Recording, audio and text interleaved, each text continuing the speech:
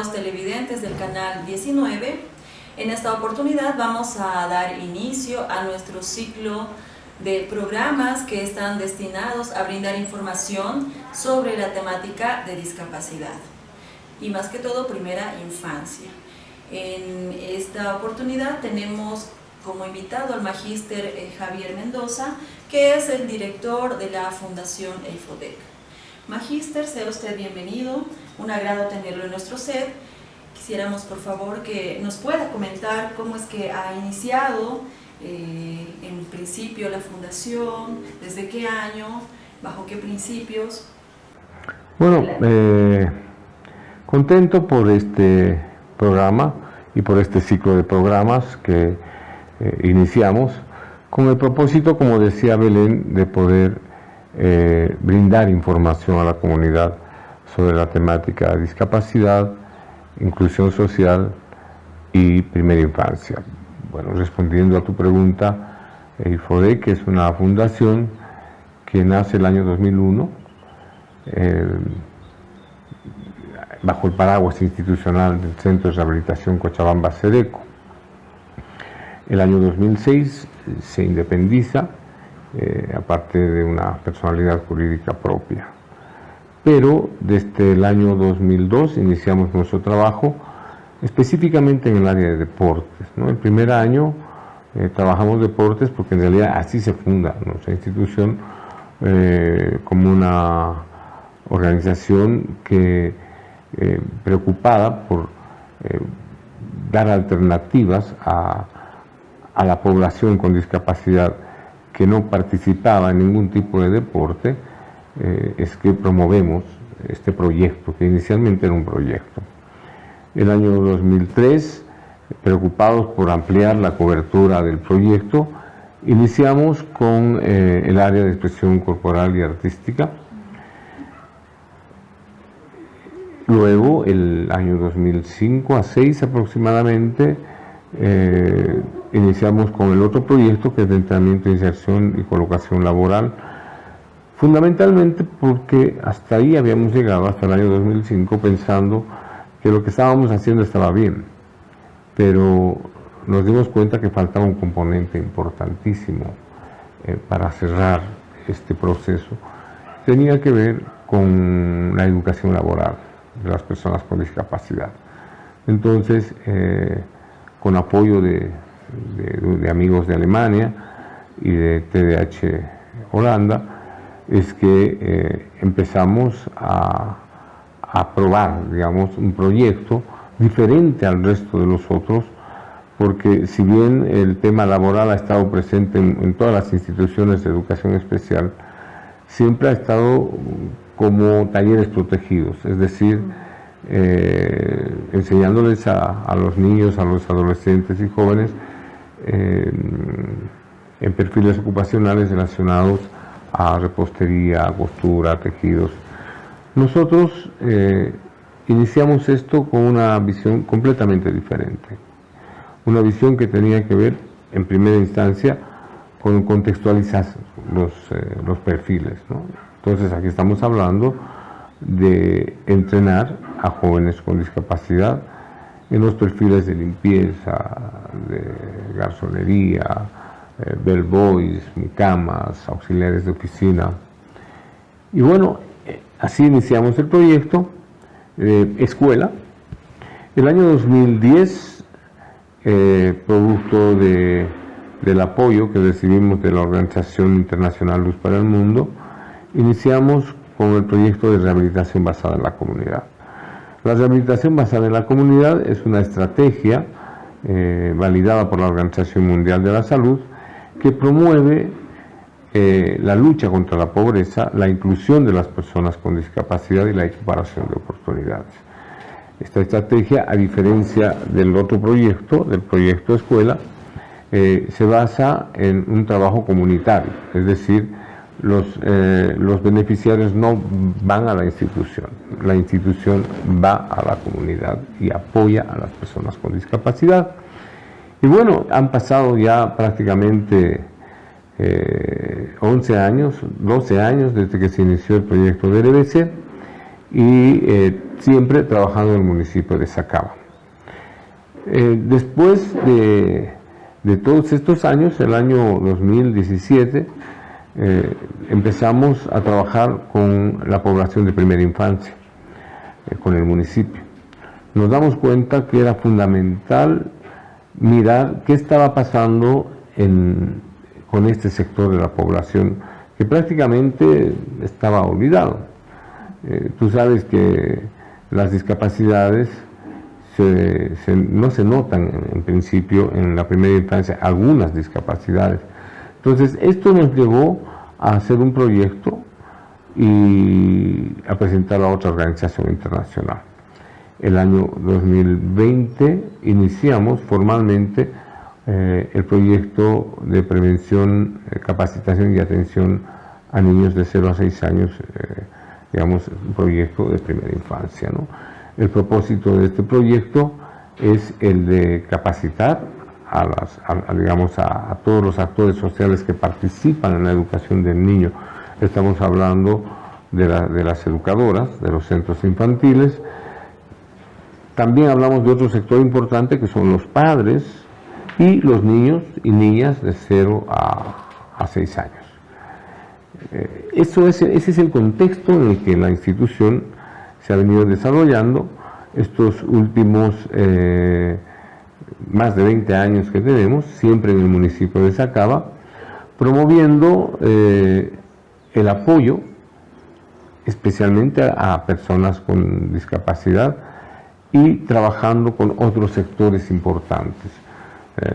En el transcurso de los otros programas vamos a entrevistar a los coordinadores de los proyectos que tenemos y ahí la comunidad, la población se va a poder dar cuenta del trabajo importante que realiza la Fundación IFODEC en el municipio de Sacaba a favor de las personas con discapacidad. Gracias, Magíster. Tomando en cuenta que son varios años los que ha estado funcionando la fundación, actualmente, ¿con cuántos estudiantes o beneficiarios cuenta la fundación? Bueno, como tenemos 3 proyectos, uno es el proyecto escuela, que funciona dentro de la institución y que en su mayoría los beneficiarios son niños, adolescentes, jóvenes y personas adultas con discapacidad intelectual. En este proyecto tenemos más o menos 45 chicos que vienen todos los días de 9 de la mañana a 5 de la tarde y ellos se forman en lo que denominamos habilidades para la vida. Es decir, estamos hablando de habilidades sociales, de habilidades cognitivas y habilidades emocionales. Les damos todo un entrenamiento que les permite posteriormente, de acuerdo a su grado de discapacidad, poder incluirse inclusive laboralmente. Y si no se puede laboralmente, finalmente ser un gran apoyo en la casa para la mamá desde una visión de independencia personal. Es decir, propiciamos todo lo que significa la independencia personal y social de la población con la que trabajamos. Bueno, en el proyecto de rehabilitación integral en la comunidad, hasta el año pasado hemos estado trabajando con más de 250 personas. Pero, bueno, ahora, este año, 2022, por restricciones de orden económico, es que estamos atendiendo a 150 beneficiarios que están ubicados en los 11 distritos del municipio de Sacaba. El trabajo con ellos es importantísimo porque además trabajamos en los componentes de educación, de salud, de sustento, de desarrollo social inclusivo y de empoderamiento. Luego tenemos el proyecto de primera infancia. Este proyecto actualmente tiene 65 niños, bueno, niñas y niños dentro del proyecto que son atendidos por el equipo multidisciplinario. Estos niños están distribuidos a lo largo, bueno, dentro de todo el municipio, ¿no? Muy bien. Teniendo en cuenta ahora que usted habla acerca de la independencia personal de las personas con discapacidad, ¿se podría decir que tienen estudiantes que trabajan dentro de su fundación? ¿Están trabajando? Muy buena pregunta esa. Mira, uno de los resultados más visibles es la inclusión de personas con discapacidad. Considero que somos una de las pocas instituciones a nivel nacional que hemos logrado desarrollar una metodología que nos ha permitido la inclusión de personas con discapacidad, especialmente de aquellas que tienen discapacidad intelectual. Indudablemente dentro del proyecto RBC también tenemos otros niños o adolescentes y jóvenes que están trabajando, que tienen discapacidad sensorial auditiva, por ejemplo, algunos tienen discapacidad física, pero son los menos.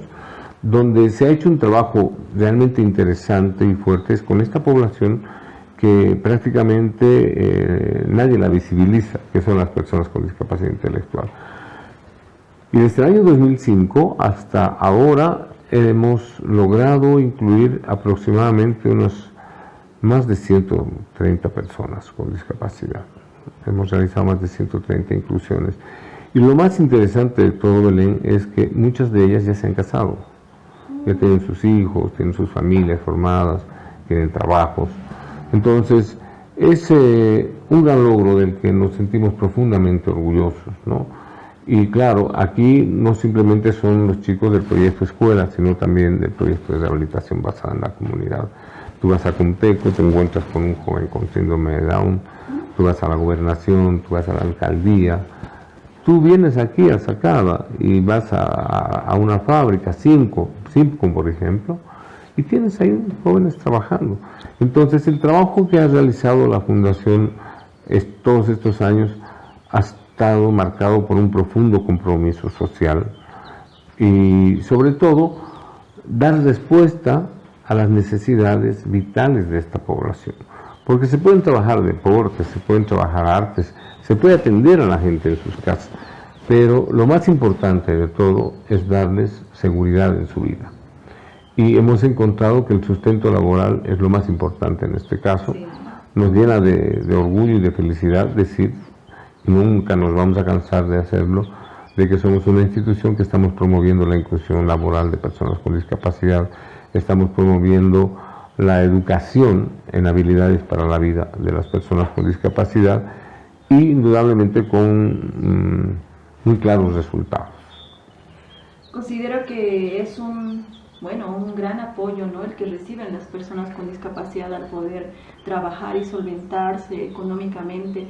Y ustedes como fundación imagino que tienen coordinación tal vez con algunas instituciones para poder realizar este tipo de inclusión de personas con discapacidad. Sí, en los últimos 3 años, a partir de la ley 977, está establecido que las instituciones no pueden realizar procesos de inclusión, no pueden realizar intermediación laboral, porque estarían penadas, ¿no?, por ley, o sea, acusadas de trata y tráfico de personas. Entonces, nosotros, muy cautelosos en este sentido, lo que hemos hecho desde hace 3 años es establecer una alianza estratégica con el Programa de Apoyo al Empleo, PAES, el PAE. Con ellos hemos logrado realizar procesos de inclusión estos últimos 3 años de jóvenes, adolescentes, hombres y mujeres, con intermediación del PAE, que están trabajando en varios lugares, ¿no? Entonces, sí, tenemos el contacto con el PAE, trabajamos con la Universidad Mayor de San Simón, tenemos convenios con varias universidades e instituciones que nos permite poder optimizar el trabajo que hacemos, pero sobre todo también ganar más gente a nuestro lado, ¿no? Por ejemplo, con la Universidad Mayor de San Simón venimos trabajando con la carrera de trabajo social, de psicología, de ciencias de la educación, de fisioterapia. Entonces, ahí tenemos solo 4 carreras. También con la UDABOL, con la Universidad Católica hemos tenido convenios y con varias otras, ¿no? Entonces, esto tiene un doble beneficio, un beneficio para nosotros como institución porque nos permite contar con estudiantes que nos apoyan cotidianamente en el trabajo con los chicos, con las chicas, es decir, con los beneficiarios, pero también el otro beneficio es que los estudiantes se van con una idea absolutamente clara de lo que es la discapacidad, Porque no te olvides que estamos viviendo en un contexto donde todavía la discapacidad se cree que es una enfermedad, ¿no? Y se estigmatiza a las personas con discapacidad como seres que no pueden lograr sus objetivos, como personas que están enfermas, por tanto, nunca van a poder salir adelante en sus vidas. Nuestra institución está mostrando lo contrario, ¿no? Y claro, estas instituciones, nuestros actores sociales, son claves para el trabajo que venimos realizando. Y la duda que tengo es si es que EIFODEC es un centro especial o está catalogado como una, como hay centros, ¿verdad?, de educación especial. ¿EIFODEC podría considerarse centro de educación especial o es otro? Bueno, desde ese punto de vista, en realidad no.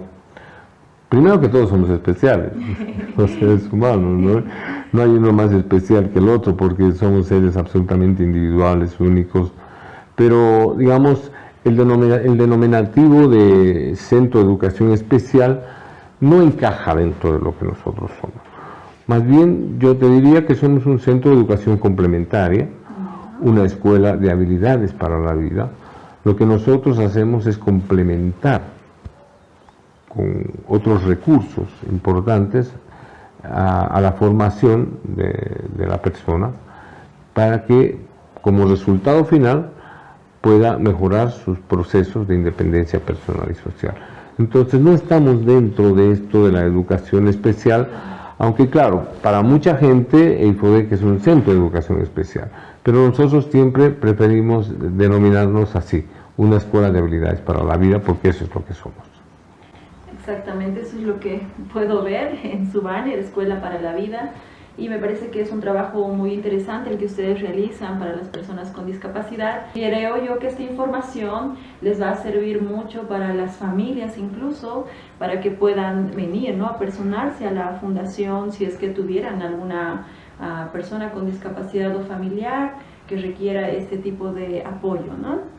Bueno, agradecerle, Magíster, por esta información que nos ha brindado. Estoy segura que a la población le va a servir de mucho y esperamos encontrarnos nuevamente en el siguiente programa.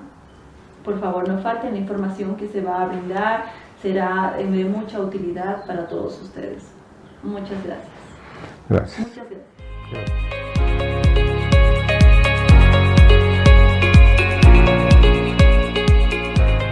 Continuando con el programa, estimados televidentes, tengo a mi lado a la licenciada Claudia Ávila. Ella es actual coordinadora del proyecto RBC de la Fundación EIFODEC. ¿Qué es RBC? Claudia, ¿cómo estás? Muy buenos días. ¿Cómo estás? Buenos días, Javier. Muchas gracias, ¿no?, por darnos este espacio para comentar un poco sobre la RBC. Pues comentarte, ¿no?, que primero RBC significa Rehabilitación Basada en la Comunidad. Es una sigla que sintetiza en realidad una estrategia de intervención comunitaria. Esta estrategia ha sido propuesta por la Organización Mundial de la Salud ya en los años 70 y ha sido promovida para que diversos países puedan implementarla, para poder atender a las personas con discapacidad que no tienen acceso a otro tipo de servicios, ¿no? Entonces la RBC es un conjunto de estrategias que lo que procuran es hacer accesible los servicios de la comunidad a la persona con discapacidad. ¿Cuál es la diferencia que podrías establecer entre un servicio de rehabilitación o de habilitación que se trabaja frecuentemente en los centros de educación especial y el conjunto de acciones que desarrolla la estrategia de RBC?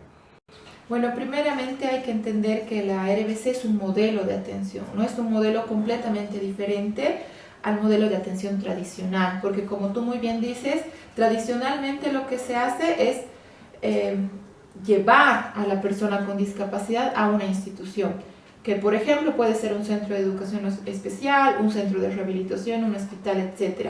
Lo que quiere hacer la RBC es que estos servicios sean accesibles a la persona con discapacidad donde esté. Es decir, yo no quiero hacer 100 escuelas de educación especial para que los diferentes niños puedan asistir, sino que la escuela que ya existe sea inclusiva para la persona con discapacidad. Se trata de una transformación de la comunidad, ¿no? Que pueda cambiar de alguna manera la forma de ver la discapacidad e incluir a estas personas en todos los servicios existentes. Tampoco significa simplemente extender el servicio, no simplemente ir a dar el servicio y retornarse, por ejemplo, al hospital, sino que toda la comunidad se involucre y pueda acoger a la persona con discapacidad como un ciudadano más, ¿no? O sea, entonces estamos hablando de una participación activa de la comunidad en función de la persona con discapacidad. Aquí la persona no tiene que incluirse a la comunidad, sino la comunidad tiene que incluir a la persona con discapacidad, ¿sí? Exacto, justamente ahora se habla de sociedades inclusivas, justamente, ¿no? Como tú bien dices, no se trata de que la persona se tenga que acomodar, adaptar, disimular de alguna manera su discapacidad, sino que es la sociedad la que tiene que ajustarse y ser inclusiva para esta población. Entonces la RBC trabaja con diferentes sectores de la comunidad, se trabaja sobre todo con la familia, porque es el núcleo vital, por así decirlo, de la persona con discapacidad, pero también con el resto de la comunidad. Si es que está en la escuela, con los maestros, con los directores, con los estudiantes que no tienen discapacidad, con los centros de salud, de primer, segundo nivel, etcétera, con los mismos dirigentes comunarios, pero también con las autoridades, porque nosotros consideramos que esta estrategia tiene que ser también implementada desde las autoridades, ¿no? Porque hay que recordar que también es un mandato, por así decirlo, de la Ley 223, ¿no? Está establecido que en nuestro país se tiene que implementar esta estrategia. Eso es muy importante, señalar que la rehabilitación basada en la comunidad es una estrategia que está establecida en la Ley 223. Es un mandato, por tanto, corresponde desarrollarla desde el Estado como desde la sociedad civil. ¿Cuáles son los componentes de la matriz de la rehabilitación basada en la comunidad? Es decir, ¿con qué áreas de trabajo se cuenta? ¿Cómo se trabaja? La Organización Mundial de la Salud propone organizar, como tú bien dices, el trabajo comunitario en 5 componentes, ¿no? El componente de salud, educación, desarrollo social, sustento y empoderamiento, que en realidad es un componente transversal, y desde cada uno de estos se van desarrollando diferentes acciones. Por ejemplo, en el componente de salud se trabaja lo que es prevención, promoción de la salud, también rehabilitación física, en este caso con técnicas básicas de fisioterapia que son enseñadas a las familias, también con lo que es gestión o creación de dispositivos de asistencia, ¿no? Y lo que implica la salud integral en general, también la salud mental, obviamente. Me llama la atención, dispositivos de asistencia. ¿Qué significa esto? Los dispositivos de asistencia son aquellos aparatos, por así decirlo, que requiere una persona con discapacidad para poder realizar alguna actividad. Por ejemplo, un dispositivo de asistencia para una persona con discapacidad física puede ser una muleta, puede ser tal vez un bastón, pero en cambio para una persona con discapacidad visual pues será un lente de aumento, o para una persona con discapacidad auditiva un audífono, ¿no? Entonces son dispositivos, recursos, por así decirlo, que las personas con discapacidad requieren para poder mejorar su condición de vida, ¿no? Para poder realizar diferentes actividades. Muy bien.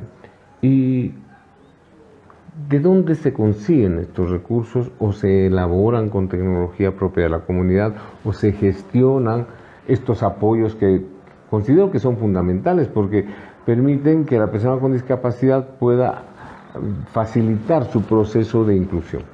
Sí, como tú bien mencionas, estos dispositivos son adquiridos de diversas maneras, ¿no? Hay ciertos dispositivos que es necesario que se haga una compra.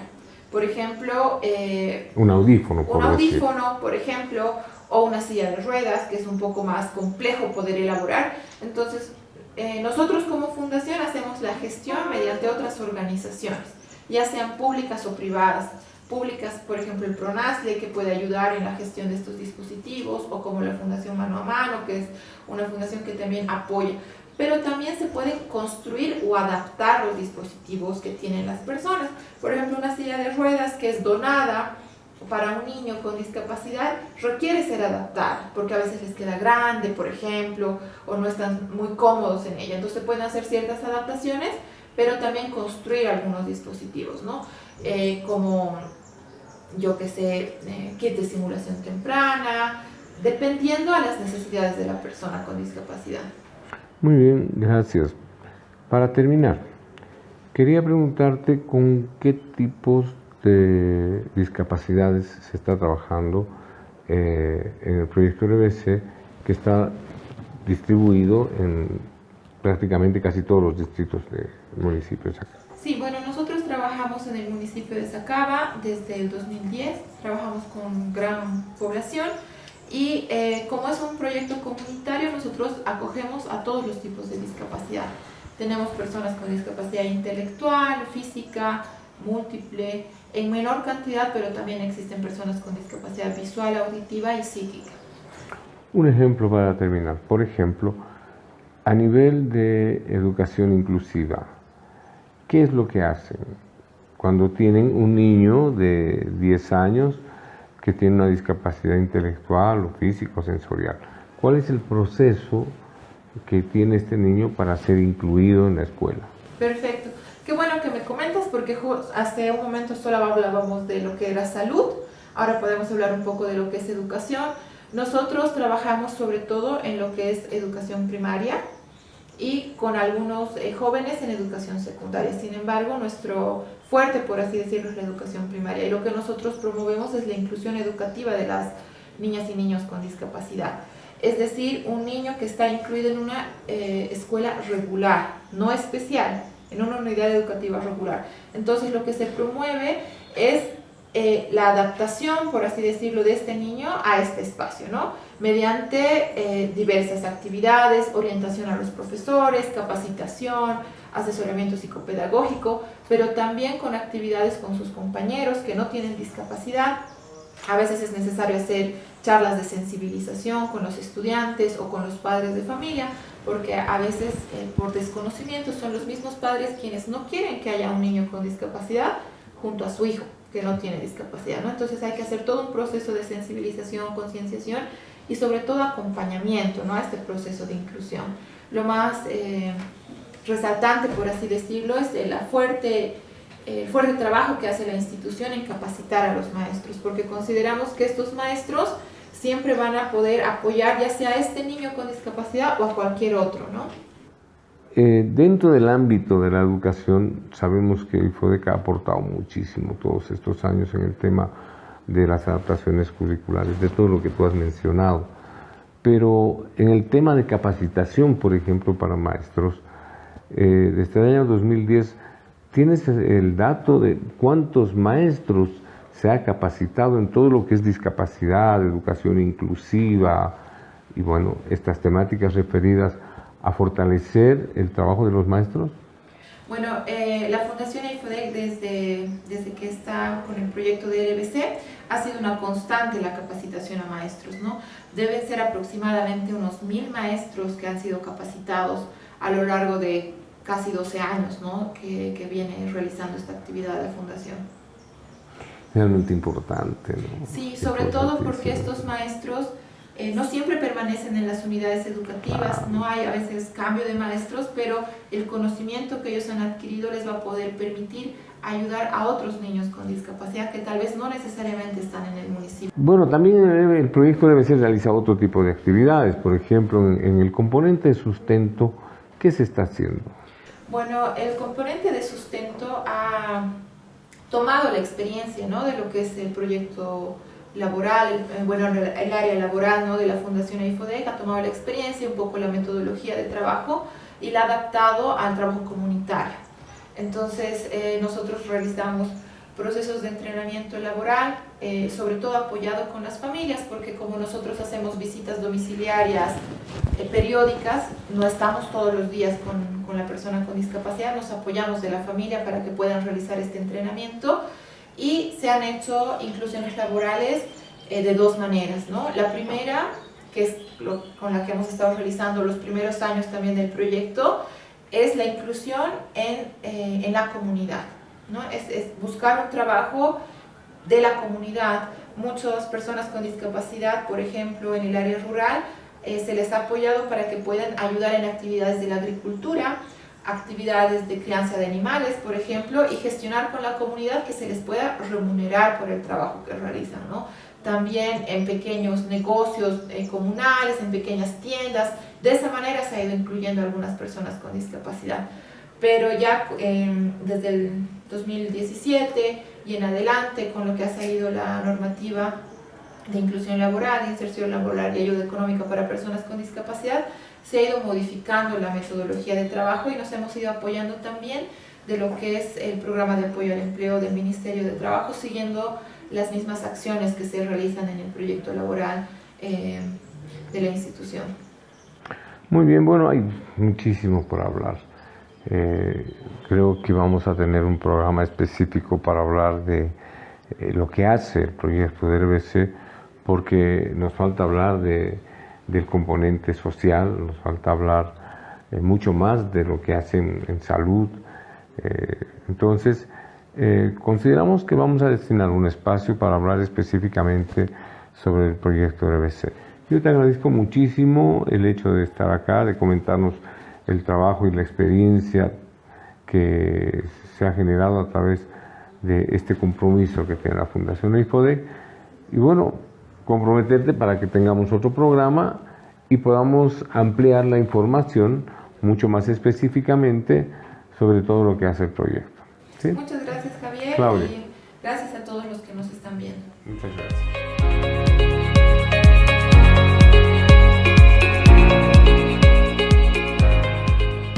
Bueno, ahora contamos con la presencia de la licenciada Alejandra Mendoza. Ella es coordinadora del proyecto de prevención, capacitación y atención a niños en la primera infancia. Bienvenida. Gracias. ¿Cómo estás? Bien, gracias. Bueno, queremos conocer un poco de qué se trata el proyecto de primera infancia, desde cuándo funciona, con qué población trabaja, pero sobre todo, antes de empezar, una pregunta. ¿Por qué primera infancia? Bueno, esa es una pregunta muy importante, ¿no? ¿Por qué la primera infancia? Porque la primera infancia es fundamental, ¿no? Sabemos que en la primera infancia el desarrollo del cerebro del niño es prácticamente importante, ¿no? Porque se empiezan a instaurar las primeras conexiones neuronales, entonces existe mayor plasticidad neuronal. Podemos decir que el cerebro del niño en esa etapa es como una plastilina, ¿no? Que a medida que se va estimulando, se van creando más conexiones neuronales, ¿no? Es por eso que es importante detectar, ¿no? Si existe algún retraso en alguna área del desarrollo o alguna discapacidad para poder realizar una atención temprana, ¿no? O sea, lo que me estás queriendo decir entonces, que si no se estimula el cerebro del niño, el niño crece sin habilidades sociales, sin habilidades cognitivas, sin habilidades emocionales que pueda manejar. ¿Eso me quieres decir? Exactamente, ¿no? Todo tipo de habilidades en realidad. Justamente existen, ¿no? Niños que no son atendidos de la forma adecuada, que están encerrados en casa, sobre todo ahora, ¿no? Con la pandemia, y es ahí donde se generan mayores retrasos, ¿no? En el desarrollo del lenguaje, en la motricidad, porque no están en constante interacción con nadie. Entonces es ahí donde nosotros debemos prestar mayor atención. Entonces estamos hablando que la primera infancia, que es de 0 a 5 años, bueno, ustedes tengo entendido que incluyen un año más, trabajan Sí, hasta los 6 años. Hasta los 6 años. Pero, ¿qué importancia tiene para el niño el desarrollo hasta los 5 años, pero además el rol de los padres en esta primera infancia? Porque prácticamente el niño en este periodo se relaciona con los padres, después ya va a la escuela, sus modelos son diversos, pero en esta época son los padres. ¿Qué importancia tienen los padres en este proceso? Mucha importancia, ¿no? Porque primero que son el primer contexto de socialización del niño, ¿no? Es decir, en la familia el niño aprende las primeras habilidades, ¿no? Incluso socioafectivas, sociales, de comunicación, Entonces es ahí más bien donde la familia tiene un rol muy importante. ¿Por qué? Porque cumplen un rol de profesores, vamos a decirlo así, donde enseñan a los niños todas las habilidades que les van a servir para que luego ellos puedan entrar a otros contextos como la escuela, como el nivel inicial, la educación, y ya se abre el sistema, ¿no? A otros, a los niños, a los profesores, a otros espacios. Entonces, la familia tiene un rol muy importante en este sentido durante los primeros años de vida, de cuidado, de protección, de nutrición, ¿no? Es decir, de muchas áreas en las que el niño requiere para su posterior desarrollo, ¿no? Interesante. Pero volviendo un poco a tu pregunta, ¿no? De cómo nace el proyecto nace justamente el año 2020 a raíz de esta preocupación, ¿no? Que surge en personas con discapacidad que no han sido atendidas de manera temprana y oportuna, ¿no? Es por eso que la primera infancia es fundamental. Nosotros trabajamos con las familias, realizamos charlas de orientación y de información a las familias, indicándoles justamente aspectos importantes en el desarrollo del niño para que ellas y ellos trabajen con ellos en casa. Realizamos evaluaciones del desarrollo a niñas y niños desde los 0 hasta los 6 años, justamente para detectar, ¿no? Si existe algún retraso en el desarrollo o discapacidad y poder realizar una atención temprana, que es lo que más nos importa. Qué interesante. ¿Y estas evaluaciones que realizan a los niños tienen costo? No, para nada. Es totalmente gratuito. Justamente nosotros realizamos estas evaluaciones a poblaciones vulnerables, ¿no? Que están dentro del municipio de Sacaba.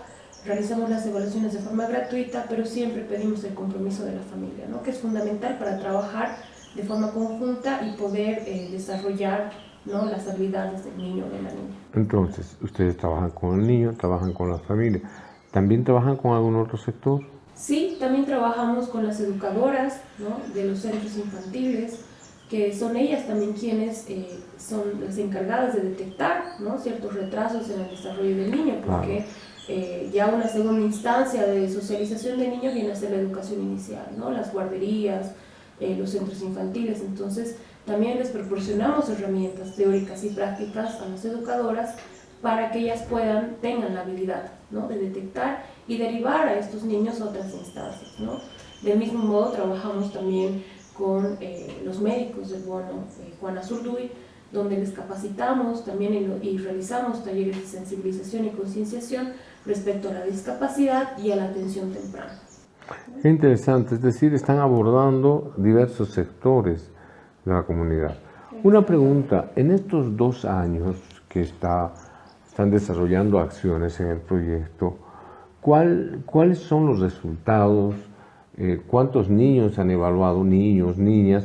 ¿Y qué es lo que más han encontrado? ¿Cuáles son las principales dificultades que actualmente presenta esta población? Bueno, hasta el momento hemos llegado a evaluar a más de 200 niños, ¿no? Del municipio de Sacaba, y hemos detectado a 65 niños, ¿no? Algunos con discapacidad, otros con trastorno del espectro autista, y mayormente y principalmente niñas y niños con retrasos en el lenguaje, ¿no? Que es lo que más hemos encontrado en este Seguro tiempo. que sí. ¿Y por qué? ¿Por qué se están dando estas dificultades? ¿Por qué tenemos tantos niños? Además me consta porque lo he visto. ¿Por qué tenemos tantos niños que tienen retrasos en el lenguaje? Pero también algo que me llama la atención, acoplando a esta pregunta, ¿por qué se ha incrementado el número de niños autistas? O sea, ¿qué está pasando? Bueno, nosotros también estamos, ¿no? Un poco en eso, viendo cuál es la situación real, ¿no? Pero principalmente lo que vemos es que muchos de estos niños han estado deprivados, ¿no? Es decir, no han estado en ambientes favorables debido a la pandemia, ¿no? Muchos de ellos han estado encerrados en casa. Es decir, aislados. O no, sus padres no se ocupan lo suficiente, ¿eso quieres decir? ¿No? La familia, en primera instancia, no ha tomado un rol activo, ¿no? En el desarrollo de sus niños. Han estado, sabemos que el país ha estado en crisis, muchas familias han salido a conseguir trabajo como han podido, prácticamente han dejado a las niñas y a los niños solos, ¿no? O con algún familiar, con algún tío, con alguna tía, lo que ha ocasionado de que estos niños no cuenten, ¿no?, con un ambiente favorable de estimulación que les permita desarrollar, ¿no?, plenamente sus habilidades. Pero además hay que comentar esto, ¿no? El desarrollo del lenguaje en los primeros años de vida está estrechamente relacionado con la interacción social, con la socialización del niño. Y claro, lo que tú decías, estos últimos 2 años prácticamente los niños han estado encerrados en sus casas, lo que ha ocasionado una serie de dificultades, ¿no?, en el tema del lenguaje, en el tema de su interacción social. O sea, incluso de su conducta. Por ¿no? supuesto. A raíz de esto, a raíz del aislamiento de los niños, de que no han estado en espacios de interacción social con otros niños de su misma edad, es que también se generan problemas conductuales, ¿no?, que hemos visto en muchos casos que están relacionados al lenguaje, ¿no? Esto tiene que ver con muchos factores, como tú decías, tiene que ver con la pandemia, con la falta de socialización, la falta de preocupación de los padres. La falta de preocupación de los padres principalmente, ¿no?, porque sabemos que ellos tienen un rol más protagónico en esto. Entonces, han sido muchos factores que han influido, ¿no?, de forma negativa en este tiempo en el desarrollo de los niños. Sí, definitivamente esta pandemia ha traído muchas consecuencias, no simplemente para los niños, en general para toda la población. Sabemos que ha sido una época muy difícil, pero a la par de esto que se constituye en un problema, están estas instituciones que apoyan a estas poblaciones importantes, como el caso de este proyecto de primera infancia, que me dices que han realizado 200 evaluaciones. ¿Y cómo han hecho para hacerlo en la pandemia? Bueno, ha sido un trabajo muy pesado, ¿no? Ha sido un trabajo que ha implicado el esfuerzo del equipo de la Fundación Infodec, ¿no? Porque realmente, principalmente estaba pensado realizar estas evaluaciones dentro de los centros infantiles, ¿no? Debido a la pandemia, los centros han cerrado, ¿no? Porque realmente no se podía trabajar con los niños de forma presencial. De este modo, nosotros hemos realizado un levantamiento de datos, ¿no?, en el año 2020, donde hemos recabado a más de 350 beneficiarios, ¿no?, personas en las que se ha realizado un registro principal, ¿no? A partir de este registro se han realizado diversos filtros y es así como hemos ido llegando a este número, ¿no?, de personas, de niños y de niñas que presentan retrasos en el desarrollo. Hemos tenido que movilizar al equipo para ir a las comunidades, coordinar con dirigentes de diversos lugares, realizar las charlas de sensibilización principalmente, para luego evaluar a estos niños, ¿no? Utilizando espacios de la comunidad, ¿no? Nos han prestado ambientes, canchas de fútbol, ¿no? Es decir, espacios que estén disponibles dentro de los mismos barrios para poder realizar estas evaluaciones, ¿no?, junto con todo el equipo de la Infodec. Es interesante porque lo que yo veo es que de una metodología de trabajo, en principio dirigida a los centros de educación inicial, se ha pasado a una estrategia comunitaria que es la estrategia de RBC. Exactamente. Coméntame eso. Bueno, ya un momento atrás se había hablado, ¿no?, de la estrategia del RBC. Nosotros hemos tenido que realizar este trabajo a través de esta estrategia, ¿no? Es decir, realizando visitas domiciliarias a las familias. Actualmente lo siguen haciendo y lo van a seguir haciendo. Exactamente, ¿no? O sea, actualmente realizamos visitas domiciliarias en las que nosotros orientamos a las familias sobre el trabajo que se realiza con el niño, realizamos un plan de intervención para trabajar actividades específicas con la familia. También como te decía antes, hemos utilizado los recursos de la comunidad, ¿no? Hemos contactado dirigentes, hemos participado de las charlas que había en la comunidad para aprovechar y realizar estas evaluaciones. De esa forma es que hemos podido efectivizar el trabajo, ¿no?, porque de ninguna otra forma se hubiera podido realizar. Es decir, hemos tomado las bases de la estrategia RBC para continuar con este proyecto, ¿no?, que hasta ahora actualmente seguimos haciendo, ¿no? Qué interesante. En realidad, ustedes están interviniendo en la comunidad, trabajando con los padres. ¿Qué tal la respuesta de los papás frente a este trabajo? están comprometidos, ellos asumen proactivamente el hecho de apoyar a sus hijos. ¿Cuál es la situación actual? Bueno, es un poco diversa, ¿no? Porque todos los beneficiarios a los que nosotros atendemos existen, ¿no? Una predominancia de familias que no se están ocupando, ¿no? Realmente como deberían, ¿no? Existen familias que hasta ahora no asumen que su niño tiene algún retraso o una discapacidad, ¿no? Porque hemos también encontrado niños que tienen trastornos del espectro autista, discapacidad física, discapacidad intelectual. Entonces es un proceso largo, ¿no? Es un proceso largo en el sentido de que hay que entrar, ¿no? a la psique de las familias, hacerles entender lo primordial, ¿no? De atender a sus niños, de apoyar el trabajo que estamos realizando. Y bueno, también existen familias que han estado, ¿no? De forma activa, yendo a las derivaciones, por ejemplo, porque nosotros también realizamos derivaciones, ¿no? Derivaciones a especialidades médicas u otras. ¿No? Nosotros realizamos derivaciones a especialidades médicas, entonces en este proceso de acompañamiento es que las familias también han apoyado, ¿no? Han estado activas. Muy interesante. Bueno, tenemos como 2 o 3 programas dedicados al tema de la primera infancia. Me imagino que vamos a abundar en comentarios, invitando a otras personas y todo esto. Yo te agradezco muchísimo por comentarnos sobre las actividades que realiza el proyecto y bueno, parece que ya se cumplió nuestro tiempo. Los esperamos el próximo sábado para que podamos seguir comentando sobre estos temas tan importantes que tienen que ver con la discapacidad, con la inclusión social y con el ejercicio de derechos de las personas con discapacidad.